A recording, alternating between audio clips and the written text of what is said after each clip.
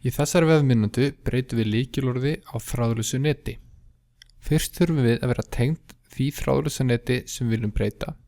Þá getum við opnað vafra og slegið inn vefslóðina 192.168.1.254 til að tengjast beininum. Í notandanafn og lykilorð sláum við inn admin og admin. Það er að segja hafið þeim ekki áður verið breytt.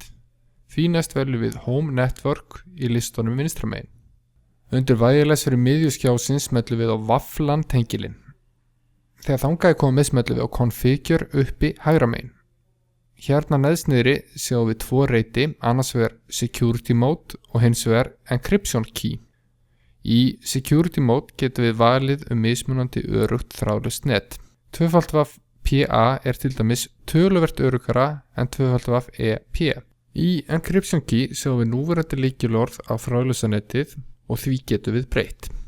Á sumum eldri beinum er gott að hafa í huga að O er með strik í gegnum en ekki 0 til að greina þar á milli.